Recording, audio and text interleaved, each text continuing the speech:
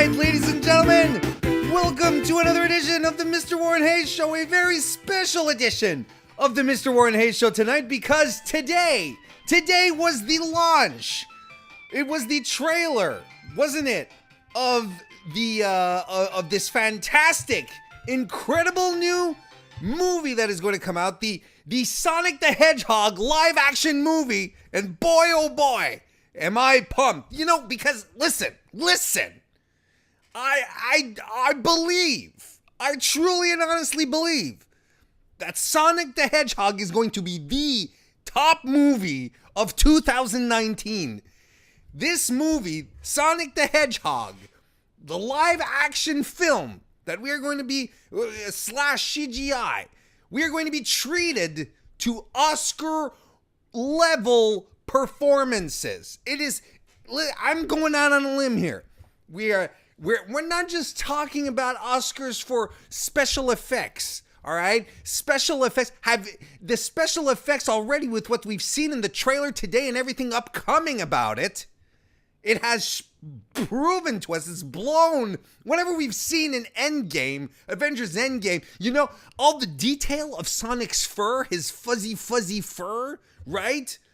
Yeah, the animators who did Thanos would only dream to have that much detail in Thanos's chin clefts, as the animators for Sonic have with the number of hairs on his body. You know, I read that every hair is rendered individually. That said, we're not just talking about special effects. We're going to have, it's going to come winning best movie, best director, best performance. Jim Carrey was born to play Dr. Robotnik. It's going to be fantastic. And tonight, while I was watching that was last night. While I was watching SmackDown Live, it dawned on me, folks. It came to me as in some kind of fever dream that SmackDown and Sonic the Hedgehog were destined to integrate into each other. The blue blur on the blue brand. It just makes perfect sense. So, knowing how WWE sometimes likes to sneak in little references, little winky dinks, like, you know, just dropping hints, I kept my eyes peeled tonight for you folks so that we could find hints that WWE will be pairing with the greatest movie of all, the greatest movie of all time, Sonic the Hedgehog. So tonight it is not only a recap of the April 30th edition of SmackDown Live, not just that, but we are going to be celebrating the live action Sonic the Hedgehog film. Yes, that is what we're doing here. That's what we're doing here tonight. And we're going to be doing it live as we do every Tuesday night, because I do these live every Tuesday night here on youtube.com/Mr. Warren Hayes. And if you're watching this, then you are definitely appreciating all the wonderful graphics that I have accumulated around me. My art here on the Warren board. No, it's not a whiteboard, it's a Warren board. Mother always said branding is important. This is my own rendition of Sonic. My blue pen, unfortunately, is dying a very slow death. So he doesn't like pop out of the screen as much as he could, but I refuse to use any other color than blue to create a proper rendition of Sonic the Hedgehog here. So yeah, we're doing this live. There's actually people who are tuning into this shit live. And yeah. What a bunch of folks. Great folks we have here tonight. Be still my beating heart. Kristen Ashley is here with us. The most handsome mod, Blaine Mendoza as well. Jay Anthony is here. Robert Larry as well. We also have JPQ. Full crew of moderators this evening. Let's just say it. The best moderators. If Suter wanted to be in there, he just had to show up. Who else we got? We got Bob Aruski here with us as well. CM Phil. Tim is here as well. Good to see everyone popping into the chat here to celebrate Sonic the Hedgehog and SmackDown Live. So this is going to be fantastic. A great evening. And I'm glad you're here. If you're watching this video live, just why don't you give the video a thumbs up? That kind of stuff always helps. Even if you're not watching it live, if you're watching this on demand at your own leisure, a thumbs up is always appreciated. You can also share the link out. You get your friends in here, your family, your well-wishers, your therapists. Get everyone you know in here. The more the merrier is generally what they say. Isn't that what they say? I think so. I don't know. Sometimes I have the impression that I understand things, but then it turns out I'm Canadian. Perhaps you're not even watching this. Maybe you're listening to this on your favorite podcast application, which is entirely possible because the Mr. Warren Hayes Show is available on all podcasting platforms. Well, podcast platforms. Anyway, I'm not going to get into it, but on all podcast applications such as Apple Podcasts, Google Podcasts, Stitcher, Spotify, Podcoin, Podbean, Himalaya. You just look for Mr. Warren Hayes Show, and it's there. It's there for sure. And if you enjoy it and you're like, hey, this is good stuff. There's every application has its own different way to show appreciation, whether it's a review, whether it's a like, a subscription, or follow, whatever it is that you can do, just a little clickety-click to give a little, just a little boost, a little oompha, a little hupa to the little wha to the Mr. Warren Hayes Show. That stuff always helps. It does help a great deal to get more people into the Mr. Warren Hayes Show, and then that makes the Mr. Warren Hayes Show grow, and then it makes Mr. Warren Hayes grow as well. You don't know. There could be a correlation with my height and the number of people who listen to my podcast. You don't know. The only way to find out is to do that. Get more people listening. But I appreciate it. I really, last night was a weird night because I went and I jumped on last minute to the Fightful podcast, and then I went to do my own stream afterwards, and I was like, man, there's going to be no one. It's going to be no one. It's like I'm like an hour and a half over, the usual time that I start, something like that, and there were still people there. There were a bunch of people who were still there, and I was sincerely, very profoundly touched, dare I say moved, because I didn't expect, at some point, I'd be like, he's not showing up, going to bed. But no, we had people sticking around, and I really, really, really appreciated it. And I can't say enough, and I even tweeted it out before starting the show tonight. I've accrued a fantastic community of people, like-minded people who don't always see eye to eye as far as wrestling goes, but everyone remains respectful and chummy and cool in the chat, and it's such a thrill for me to be able to create this kind of space and maintain it. And of course the mods have something to do with that, but I mean, y'all are such quality people is what I'm trying to say. And I want to thank you. I want to thank you. It's, when you do when you create content like this and you're lost in a sea of similar content, when you have people who are faithful to what you do, essentially, it really means something. It's very special. So there you go. I wanted to point that out. Thank you. Tomorrow night, folks, let's move along here. Tomorrow night, Wednesday, NXT 205 Live, NXT UK. That airs, 205 Live is airing right now, but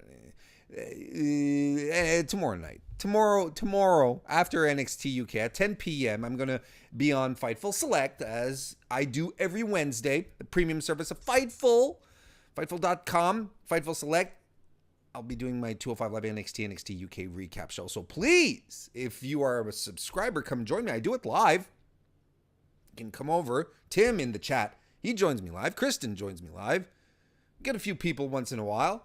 But, I mean, if you shell out the bucks, you might as well, to be on Select, you might as well take full advantage of all the opportunities that are open to you, such as getting more Warren Hayes or getting more Sean Ross Sapp with the Fightful Report every Wednesday as well. He does that in the afternoon.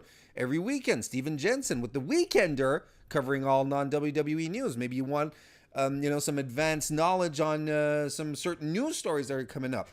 If you were a member of Select, that's when you found out before most other people about Leo Rush's situation backstage, which I'm not necessarily going to get into. But you can definitely go on Fightful.com to read about it. And if you were a Fightful Select member, you've probably already read about it because that news was broken there first. So I mean, feel free to pop in tomorrow. I am looking forward this weekend to recording an episode of No Particular Angle. Our special mod, JPQ, he's such a special guy. A Blazer Bro with me and Anthony Suter. I'm going to be recording an episode of No Particular Angle this weekend with John, with Anthony Suter, with Amy O, also known as Phoenix NJPW on Twitter, and Jen, known as Chetty on Twitter as well. They do the Dragon's Den podcast. We're all going to be getting together and we're all going to be talking about AEW. So it's going to be nice to talk about different stuff regarding other than WWE. So that's cool. If you haven't listened to my appearance on Revisionist Booking, go check that out. We on Revisionist Booking, you take an old retro card, you take everyone who was on the card and you rebook it with everyone who was there. I was invited to RJ invited me to the show, and it was a pleasure to do. We did WCW Spring Stampede 1997, and it was a lot of fun. So you can check that out on your favorite podcasting application as well. And I think that's it, right? I don't think I'm forgetting something.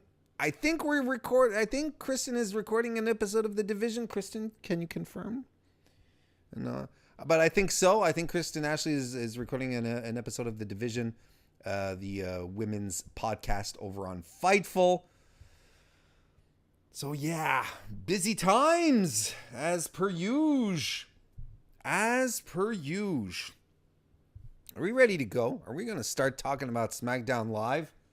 I want to say hello to Shane Haas, who just jumped into the chat. How you doing, Shane?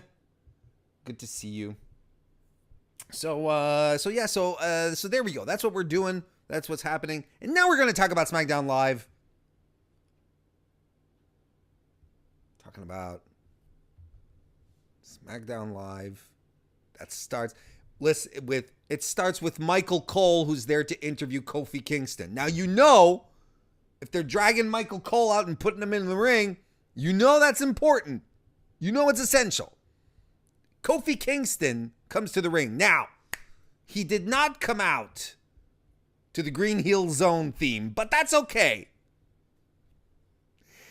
He comes to the ring and he has his pancakes and he's tossing them around. People are happy to see him. Michael Cole starts interviewing him and tells him that this is the culmination of 11 years of hard work, and this journey has had insurmountable odds, where they recap the insurmountable odds of the Elimination Chamber, the insurmountable odds of the second gauntlet match, but when in reality it is the first gauntlet match that really did set the stage and was much more interesting than anything else. So Cole basically, after the recap, says, do you believe that despite these odds that you would ever get your WWE championship match at WrestleMania? And I'm like, wait a second, hang on. And because Kofi goes, he says, well, you have to fight through, you do through the hardships to reach the top. And I'm like, hang on a second. Wait a minute. He got his opportunity at WrestleMania because of because Big E and Xavier Woods went through a tag team gauntlet to make him win. So he had the hardships, yeah, for sure. That's not the point. But are we already getting into revisionist history so soon? Because the hardships were there, and, it was a collective effort by the New Day that finally got Kofi on top. So, anyway, but I mean, it's still inspirational. We all know the story of Kofi Kingston by now. We know everything he had to go through to finally get his title shot after all these years. So it's fine. And he says, and Kofi also at the same time, is talking about going through hardships and whatnot. He also says that the New Day proved that the impossible is possible. And this is something that's fantastic about Kofi Kingston, is that he never misses an opportunity to put his New Day brothers over because I'll start that sentence over again. We've heard all the rumors that said that the New Day, were around. They've existed exclusively or mostly to try and get Kofi Kingston over, to get him to a championship shot, and now they did it. So I mean, it's always been translated as a team effort. So it's cool that he's still recognizing that he's still like, the New Day made this happen. We did it as a team. We did it together. And there's some truth to this. It's not an entirely work. It's not just a work comment. There's something very shoot about it.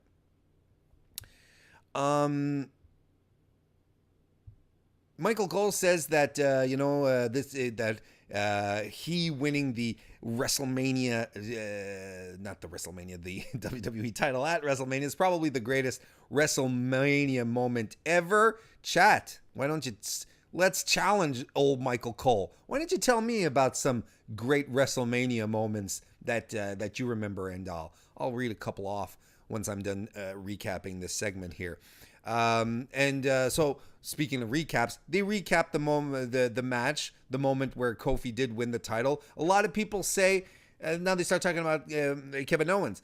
Kofi says, a lot of people say I should have seen this coming. But we at the New Day, we believe in allowing people the possibility to change if they want to change. And all that Kevin Owens had to do, really, if he wanted a title shot, was ask for it. Didn't have to be a dick. Well, that's not what Kofi said, but that was the subtext, right? It's like, Kevin, you didn't have to be a dick about it. You could have just asked me and I would have given you a shot. And essentially, you have the champion here challenging Kevin Owens to a title match at Money in the Bank. He says he's not afraid of Kevin Owens, but that is the signal for Kevin Owens to come out.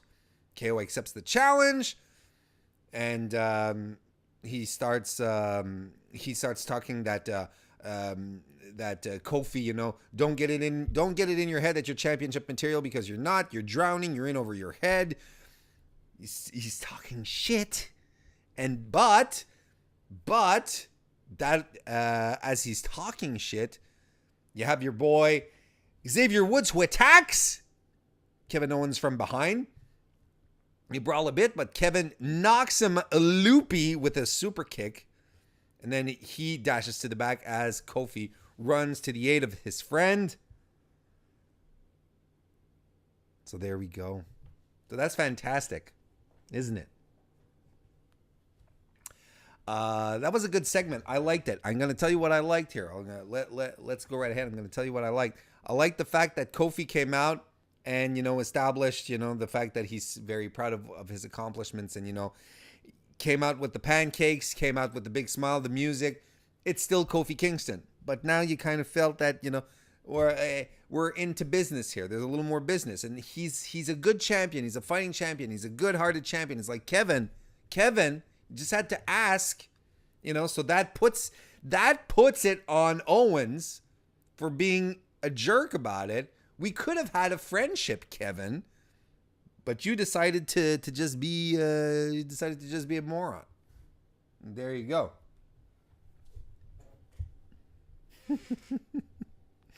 I like the segment, and then a little later on backstage, Kofi is basically telling Xavier Woods, man, you didn't have to do that. I can handle this, and Xavier's like, no, man, I had to do something. I had to help you out. I don't want I don't want Kevin Owens talking shit about my friend.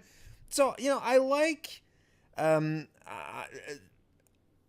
like how the I like how everything sort of comes together with the New Day. It all makes sense, but Kofi's also is like at the same time, dude, let's just take it easy.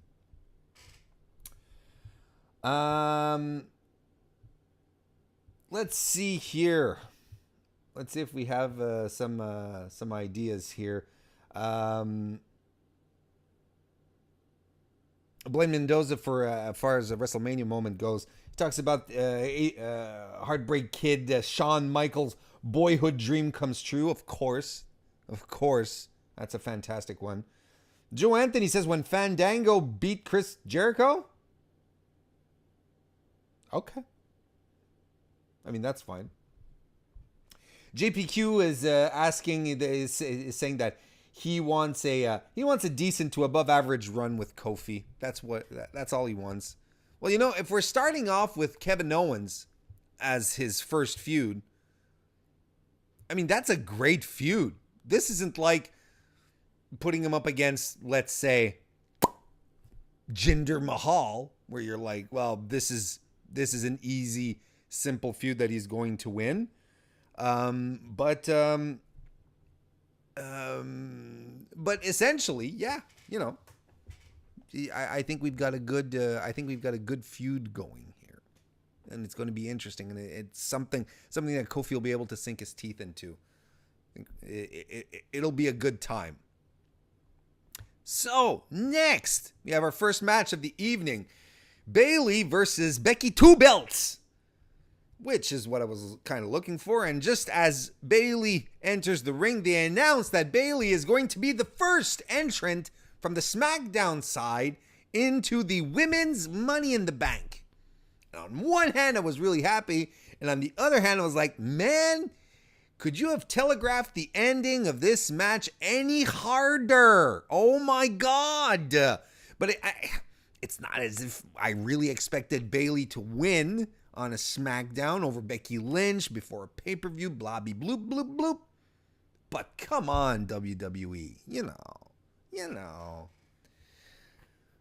Match starts off quick with Becky hip tossing Bayley, who gets right back up and back into Becky's face. Becky shoulder blocks Bayley down, then tosses her out, and Bayley, as she comes back into the ring, rope hangs Becky Lynch. She hits a flying forearm, and as we come back from commercial, Lynch gets plastered on the top turnbuckle, a face first. Bayley hits a face smash, covers Lynch for 2. Bayley gets out of the corner with a big running lariat, big running knee as well, that just gets That's right, it gets Lynch on the side of the head, and covers her for 2. Lynch fights back with a kick from the apron, goes up top, and hits a missile drop kick on Bayley and covers her for 2. And then Lynch and Bayley start to slug it out. And I gotta tell you guys, I'd said this on the Raw recap last night. I think Becky shines best when she's brawling. I think this is where she really comes across full blast on like who she is. And when she started trading strikes with Bayley here tonight, that was some beautiful stuff that was going on. For real, I was enchanted. I thought, as far as the missile dropkick goes, that's fine. But man, once Becky starts slugging, she's a great brawler. She just has it, and Bayley was able to bring that out of her, and that was fantastic as well. They end up whooping each other with double clotheslines. Then there's Bayley goes for a surprise roll, but only gets 2. She hits a back suplex on Lynch, goes from the elbow drop from the top rope, but Lynch has it scouted and gets Bayley into the disarmor, and she taps, but in runs Charlotte Flair. There we go. I don't know why I was blanking. I have the freaking thing there. So yeah, basically she Flair runs in after the result. She tosses both women out, and yeah, I mean, so keep building Charlotte up nice and proper. Now I don't like the ending of this match, and maybe some of you are going to be like, oh, there he goes, he's saying that Bayley's being mistreated again. Yes, but on top of that, there at some point WWE has to build strong women. Or they're going to have to build strong women out of the same two, out of Becky, out of Charlotte. This would have been a perfect opportunity to just give Bayley some strength, make her come across as strong. She lost last week. Now she loses again. There could have been ways to protect her. There really, really could have been ways to protect her. Have Charlotte run in, force a DQ, and just as simple as that. There's really no reason for Bayley to lose here, because Bayley now SmackDown Bayley is going to be the same as Raw Bayley, where she's just a loser. She's just losing her matches again. Oh, she has an opportunity at Money in the Bank. I don't think she's going to win Money in the Bank. I'm not doing my prediction show just yet. Don't get me wrong, but I don't think she's going to be winning Money in the Bank. Not as far as I can tell right now. And I mean,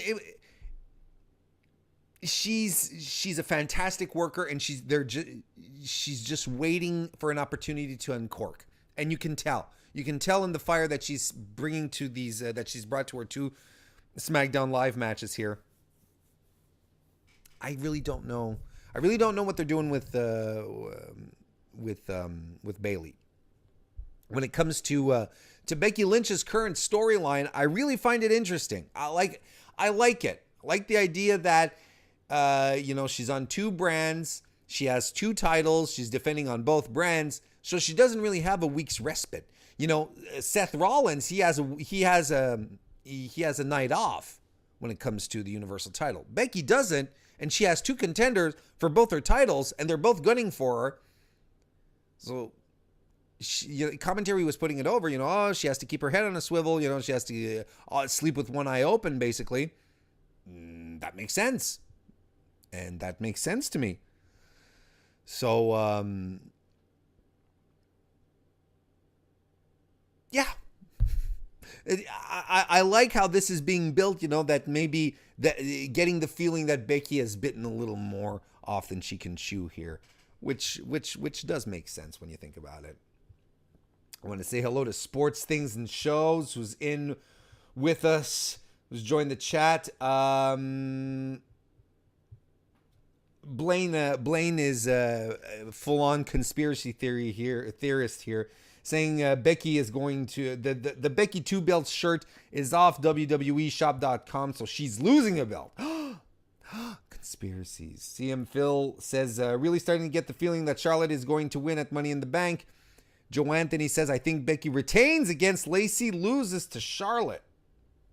I'm not doing my Money in the Bank predictions just yet.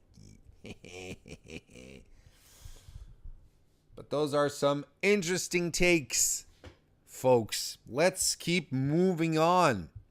We have an Aleister Black promo where he cuts a promo about fear.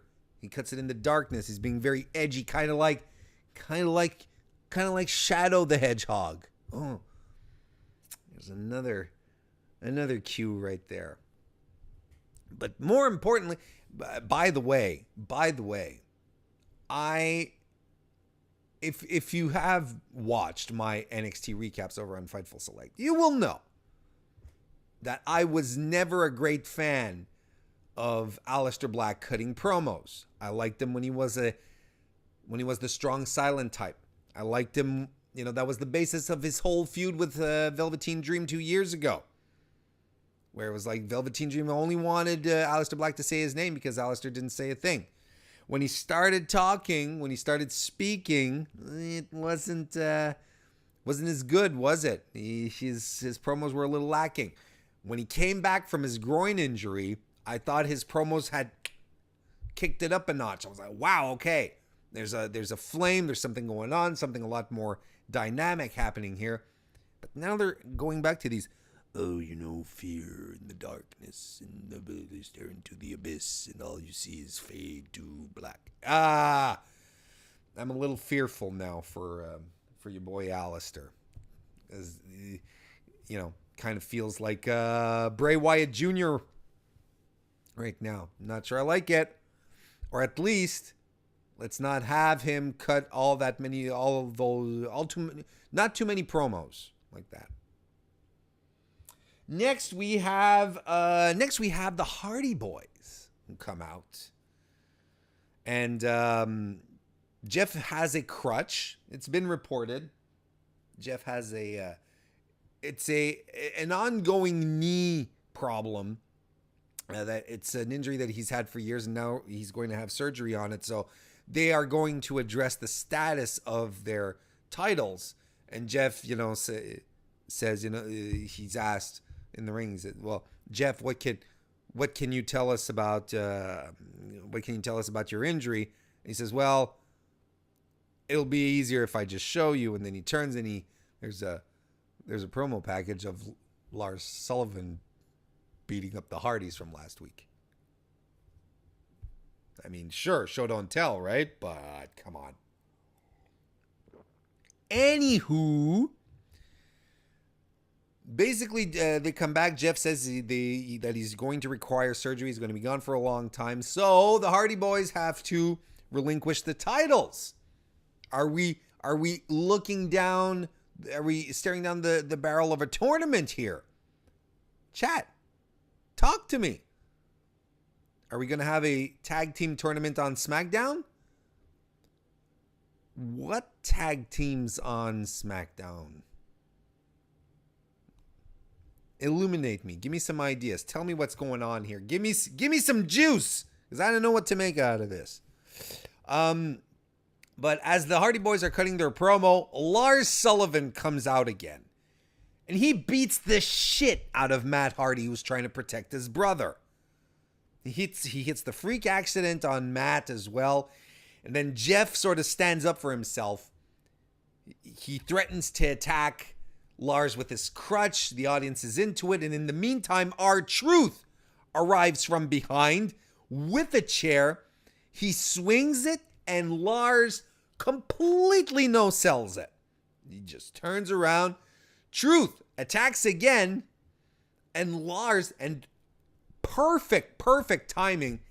Truth swings the chair, and Lars just slugs. He just punches right through the chair. The chair goes flying. That was a hell of a visual. So then they fight a bit, but of course Lars gets the upper hand on Truth, who eats the running set out power bomb. I mean, this is how you build a monster. This is exactly how you beat, how you build a monster. That's exactly how you do it. You have him come in, take credit for an injury. It sucks for Jeff. It really does. It really does. I hope Jeff Hardy is able to rehab properly and come back, or just be able to walk by himself. That would be nice. But what I really like here is how they're attributing Jeff's injury to Lars. So that gives him something. And then Lars fights off Matt, is ready to beat up a guy who's on a crutch, like he was essentially crippled, who doesn't have mobility, who can't properly defend himself, and then fights off the other dude with the chair. And that's how you build a monster. This was great, smart booking. Lars is being established nice and proper.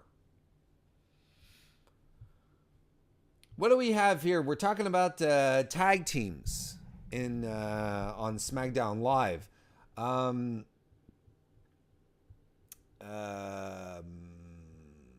Blaine says there are no tag teams on SmackDown Live. CM Phil says Heavy Machinery has to be next in line. That's right there on SmackDown Live. Joe Anthony says the SmackDown tag title should go to the Singh brothers. Get some gold next to former WWE champion Jinder Mahal. Exactly. Exactly. I mean, there's the Singhs, and CM Phil basically runs down the tag teams. There's the Singhs, Heavy Machinery, the B Team, the Colognes, and what's left of the New Day. It's a bit of a sad situation. I think this is what you define as a sad sack. All nice and wet and gross. Then afterwards, we have announced, or we get announced. People announced to us. We have the announcement of the men who are going to be in the Money in the Bank ladder match, and these gentlemen shall be Mustafa Ali, Finn Balor, Andrade Cien Almas, and Randall Orton.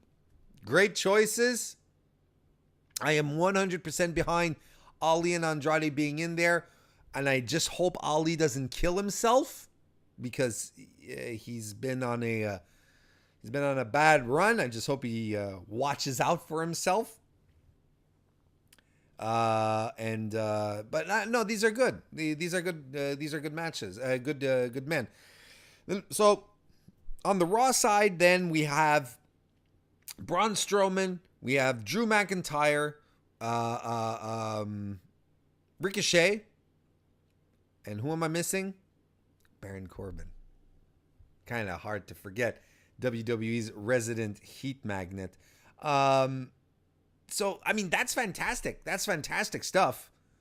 I really, really dig it. I think it's great.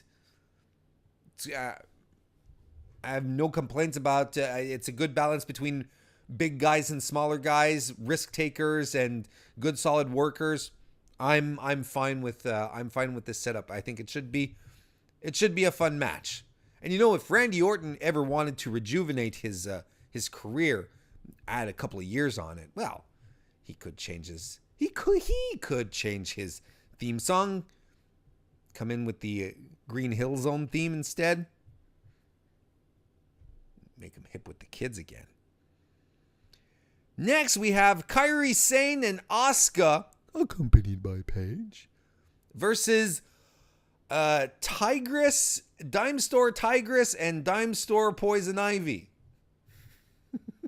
I don't know. Did anyone catch their names? I'm not trying to belittle them. I didn't catch their names. I don't think they were properly identified. Apologies.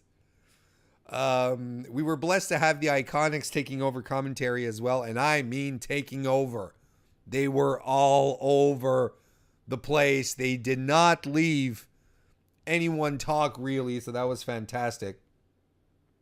CM Phil calls her Dime Store Taylor Hendricks. There you go. I mean, this is an entire squash match where Kairi and Asuka got some pretty good offense in. Starting to see the ladies getting some of their double team action in a little bit. They started this spot a couple of weeks ago when they began. They do some double team kicks. I think Asuka goes for just your basic a regular kick, an axe kick by Kairi. Then Asuka follows up with a face crusher and then a basement drop kick. That's I think as they perfect this and they get their timing really down, it's going to look good. Asuka gets some combination offense on Dime Store Poison Ivy, a hip attack, a German suplex, hits some fucking stiff yes kicks, and a spinning kick as well. She covers Dime Store Poison Ivy, but Dime Store Tigress breaks it up. The Sane and Asuka hit an assisted code breaker into a snapmare, and it's the insane elbow that puts it away. And commentary just has to continue putting over how incredible Kairi's diving elbow is, because Kairi's diving elbow is fantastic.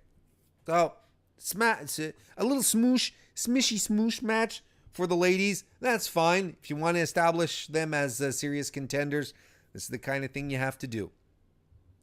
Meanwhile, backstage, Fire and Desire, a.k.a. Mandy Rose and Sonya Deville, are backstage, and they are watching the match.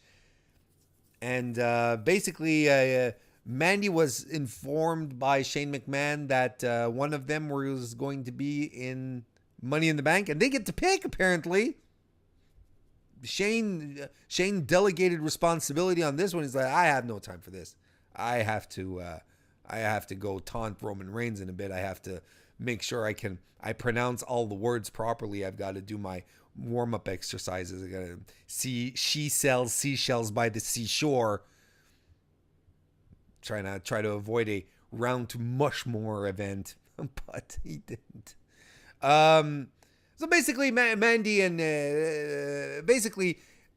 Sonya tells Mandy, you deserve it. You were so close last time to being champion, and they hug, and they're such best friends. Power of friendship. It's a beautiful thing. Make one man weak, make him weep, make another man sing. It's the power of love that does that.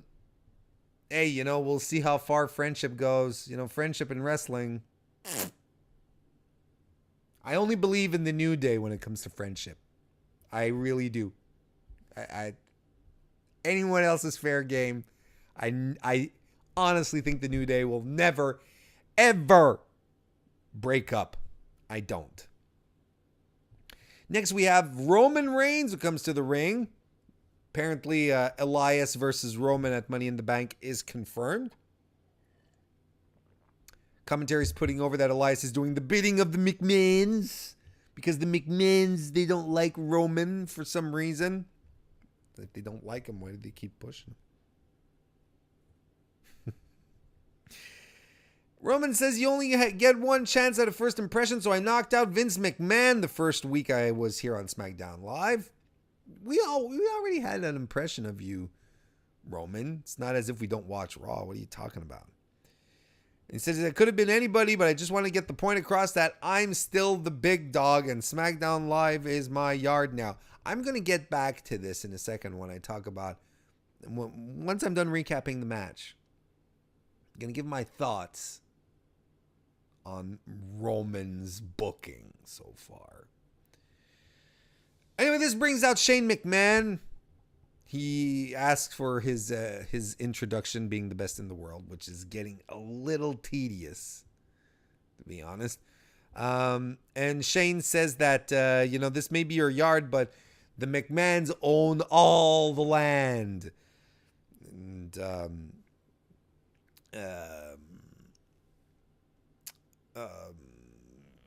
basically here, Roman says that, it's not the McMahons who hold all the land, so it's your daddy.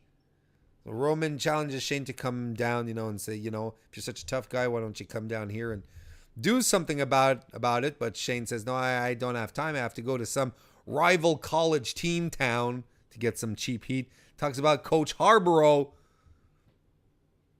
He's not Coach Harborough. Well, he's Coach Harborough. Coach Harborough, personally, is my number one coach. He's one of my coaches on my round to Mushmore. He's right up there.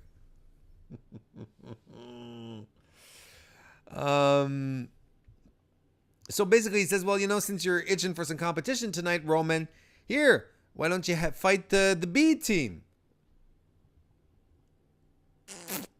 So that sets up a handicap match, but we're not gonna end it there. Roman's like, Oh, is that all you got? That's not exactly what he says, but that's what it means. He starts saying, well, Shane, why stop there? Why don't you blindfold me, hand tied behind my back? So Shane says, you know what? Let's have a special guest referee enforcer, Elias. I'm going to talk about this in a second. I'm just going to recap the match real quick. When we come back from commercial, the match is started. We have the B team wearing down Roman. Roman back elbows Bo Dallas, but Dallas strikes him from behind. Double team DDT. Axel covers Roman, but only gets 2. There's some quick tag striking with the B team. Some double team attacks until Roman boots Axel and Samoan drops Bo, covers him, but only gets 2. The B team get back in control and beat Roman up on the outside. Elias also gets a shot in. Back from commercial, Dallas has Roman in a chin lock. He battles back and clubs Dallas down. He starts battling back against both guys. Hits a combination Samoan drop DDT on both guys, which was really nice. Covers Axel, but only for 2. He Superman punches Dallas. Gets rolled up by Axel, but a Superman punch follows, covers him, but Elias drags the referee out of the ring. So then Roman goes after Elias on the outside. In the meantime, he crosses paths with Curtis Axel, and he drive-bys Axel, which allows Elias to beat up on him, getting the upper hand. Toss him back into the ring, and Axel goes for the perfect plex, which connects, but Roman kicks out from a quick Elias count at 2.9. Elias comes in with a guitar then, but instead of using the guitar, he eats a Superman punch. He spears Curtis Axel, and the official ref, crawls into the ring to count the pin. Oh my goodness, he beat the odds. What did it we? How could Roman how did he ever do this? Yeah, I can't imagine. I'm so out of my mind that he beat the odds. This is the problem right now. This is what I'm fearing. And this is what I feared. And this is what I'm fearing right now. Roman is not he's huge. He's super tall. He's strong. He's good. He's good looking. He looks like a football player. He looks like a security guard, like a private security, the kind that follows movie stars around. I'm not talking about a mall security. He looks like an agent, He looks like a guy who can drift cars at 120 kilometers an hour. He's not credible. We can't you can't position Roman as an underdog because he doesn't look like an underdog. He looks like the boss. He looks like the chief. The Undertaker was never booked as an underdog. The Undertaker was booked as a massive guy who just had obstacles to overcome to get to what he wanted. But he was never, ever, ever booked as an underdog. You just don't buy into it. And they're doing the whole authority thing again, which they've done before with Roman. And it just doesn't jive. And it baffles me that they're going back to this well that didn't work in the first place for Warren. It didn't work for Warren for sure. They try to put Warren against the authority, and the authority, well, I just cave in. I just listen to whatever they have to tell me, and I just do it because I'm spineless. But Roman, they did it before, and it didn't work for him. The audience turned on him. And you would have thought, right, that they would have adjusted some of his language as well to sort of get him away from the elements that turn the audience off, or at least wouldn't allow the audience to remember the things that we didn't like about Roman or that got tedious about Roman, such as calling himself the big dog, such as saying, SmackDown or whatever is my yard. These are things that never got good reactions, but they're still insisting on him saying that kind of stuff. Now, I like the idea that Roman, is an inspiration, worked hard to get, to overcome his own obstacles, and that's an interesting character trait to give him, but to exploit, and not just put in a position where he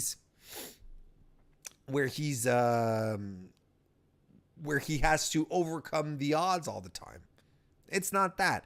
Plus, if they put him in easy feuds where he's going to come out on top, where it's going to be Roman wins lol, there's no reason to get invested in him. He's not going to lose his feud with Elias. He's not going to lose his match at Money in the Bank against Elias. Or maybe they will. But then I don't know if it's going to do him any favors. But I'm not predicting Money in the Bank yet, am I? Joe Anthony says, WWE got to stop making Roman say things that always made the crew boo him. Exactly. That's exactly what I just said. Joe Anthony. Sheesh. CM Phil says, this program makes no sense. I have no idea why Roman and the McMahons are even feuding. Babaruski says, well, shoot, at least he ain't getting skyrocketed to beat Kofi yet. That's a good point.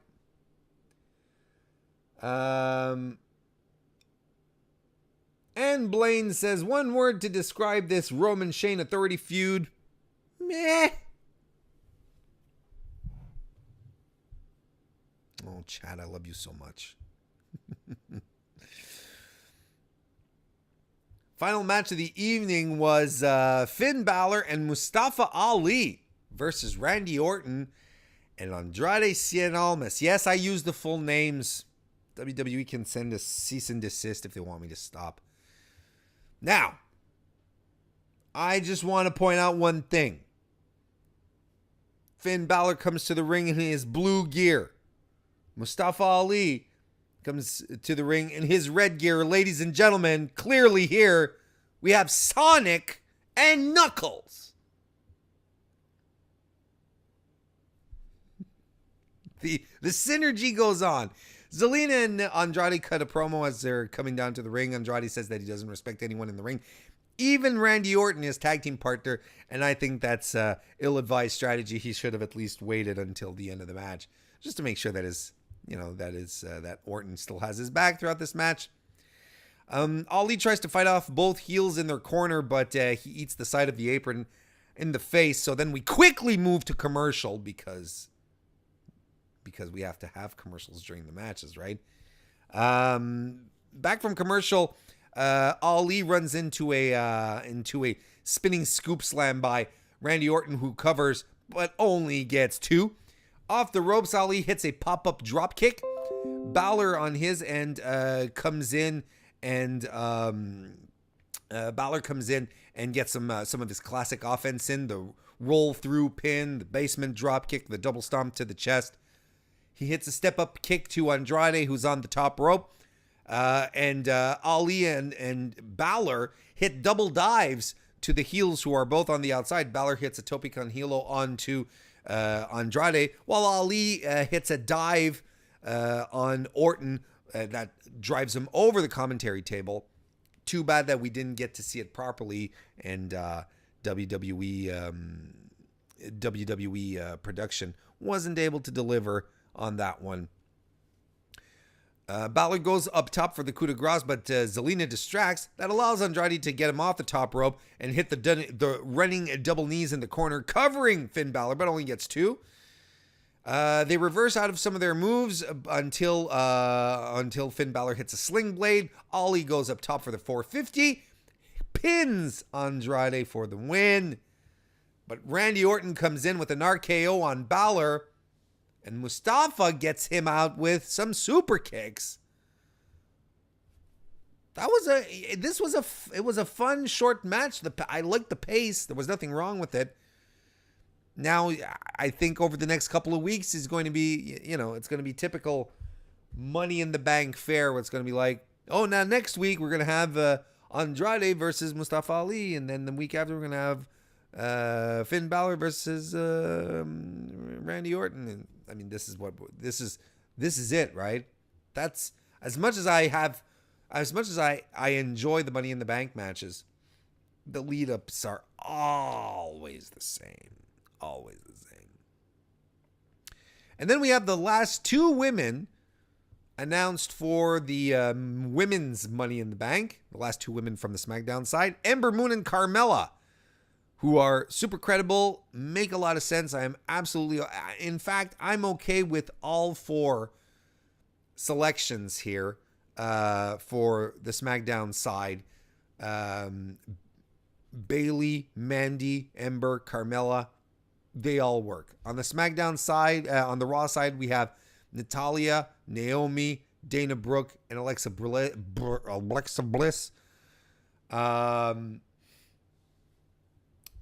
Lacks Ruby Riott on that side of things, which is a little disappointing.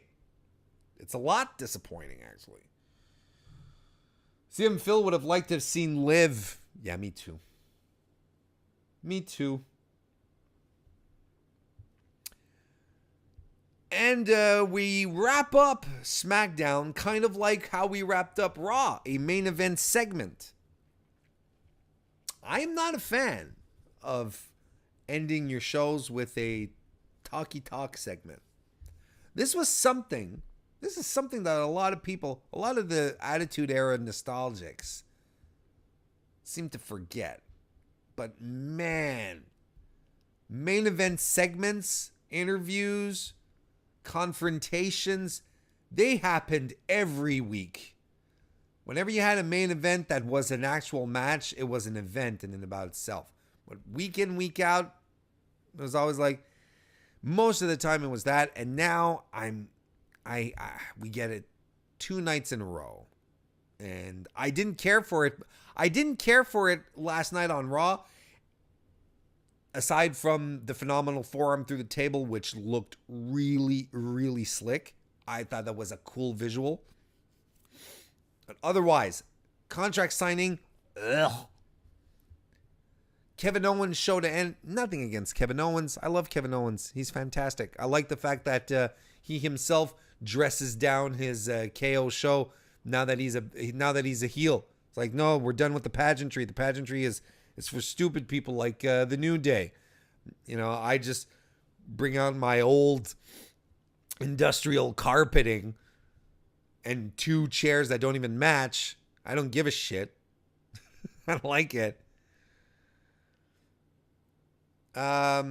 He talks again about Kofi Kingston, that Kofi Kingston is drowning. He's in over his head. But he says, help is on the way. I will relieve you of your burden, Kofi. I'm positive that I will take the WWE title away from you at Money in the Bank. And he invites Xavier Woods to the Kevin Owens show. He just wants to chat. But Xavier Woods isn't coming, so he has a plan B. Kevin has a plan B. A Xavier Woods action figure. And then he has a Big E action figure.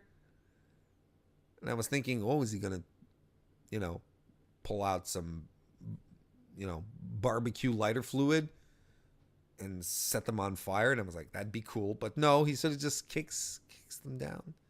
I know. So then Kofi comes out. Kofi comes out to no music, no pageantry. And he looks pissed. And he takes off his t-shirt or his tank top, and he just runs to the ring, and they start slugging it out.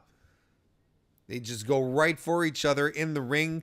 Kofi actually tosses KO to the outside, and he springs off of the steel stairs with a forearm right to KO's face and tosses him over the table, the commentary table. And he even picks up one of the bigger chairs, and he tosses it on KO as well. And KO he hightails, he books it, he's done. He doesn't want anything to do with Kofi Kingston here. Got to tell you guys, um, I didn't like the segment, and I think main event segments, they for me they suck the air out of the room, and it just doesn't end well. A show. There's always exceptions, but most of the time it's not a good sign. And I don't think it was really exciting what happened here either, but I'm sure you've seen people commenting that Kofi Kingston needs to be more serious, right? Oh, he can't be so goofy all the time. He needs to be more serious now that he's champion. Jim Ross. Like, God damn it, Jim. Relic. You relic. I mean, why would you change the formula that made him popular in the first place? The formula that made him good, right? Why would you say, oh no, we're gonna turn all that off now? No more colorful, goofy Kofi Kingston, smiley guy, jokey wokey. Now he's got to be serious. It's dumb. It's dumb. And I still think it's dumb that people say, oh, you're world champion, you're top guy, he has to be serious. No comedy, right? Keep the comedy out of it. Wow. I remember The Rock making me laugh quite a bit. I remember Mick Foley making me laugh quite a bit. And I'm sure most of you remember the comedy bits that Stone Cold was in as well. Those are pretty famous and people think about them very fondly. Those are all top guys. They're all champs. It's a lot of nonsense. It's just a lot of garbage. But, so I think here what they wanted to do was show that Kofi, when properly motivated, can be all about business. And that, I think, is, it's not a question about being serious. It's a question of character development, and it makes sense. KO betrayed him, went after his friends. Kofi didn't want anything to do with it. He was mad at him. Didn't want that to happen. So, let's just make it all about coming out and just kicking your ass because you're an asshole, Kevin Owens. And I'm okay with that. I think it was a fantastic, just the fact that he came out without any music and no pancakes, no nonsense. He just hit the ring and wanted to beat the hell out of Kevin Owens. Excuse me. That to me was a nice storyline progression. Good character development, and I bought into it. So that's good. J.S. Brown is in the chat. How you doing? Who heard the news? Yeah, I heard the news as well that Dash Wilder, apparently WWE is adding 2 months to Dash Wilder's contract because of the months that he had off because he was injured. Of course, the coincidence that is it a coincidence that that WWE does this when the Revival are allegedly about to turn down multi-million-dollar contracts? Such a petty thing. Joe Anthony says Jim Ross forgets just how silly Stone Cold was showing up spraying dudes with the beer truck. Hell, not only that, he came to the ring with a Zamboni. He'd come to a ring with an ATV, on an ATV, right? I mean, that's silly. CM Phil says DX was a total comedy act. Sports and Things says main roster TV has been mad this week, and I agree. And Joe Anthony adds as well, and this is good. Kurt Angle was in a goofy love triangle and chugging milk during his first few WWE title runs. Yeah, absolutely. I mean, that's it. I mean,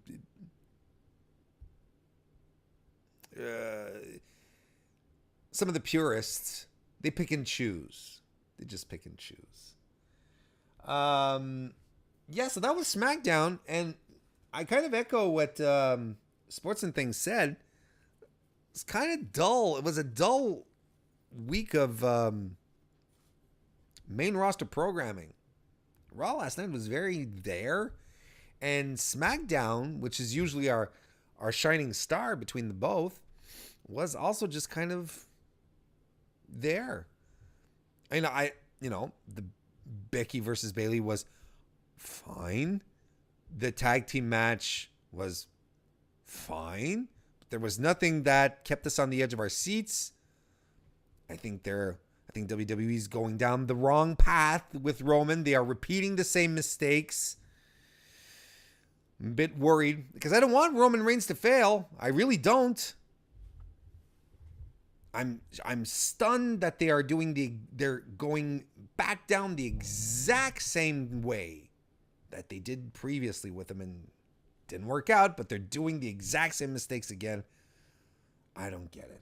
I really just don't get it. But what I do get, though, is that it's time to wrap up. I want to thank everyone for joining me live here tonight on youtube.com/Mr. Warren Hayes. If you haven't left a thumbs up yet, just go right ahead and do it. That'd be nice. I want to thank you all if you're watching it on your own time as well, or if you're listening to this on your favorite podcast listening application.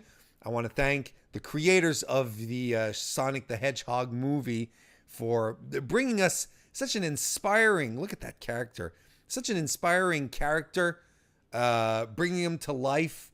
I'm so excited about Sonic the Hedgehog movie. Greatest movie of 2019. Everyone by the moment this movie is released, people are going to be like, avenge what? Avenge who? Iron Man? There's a Captain America? What is a Black Widow? Thor? Okay.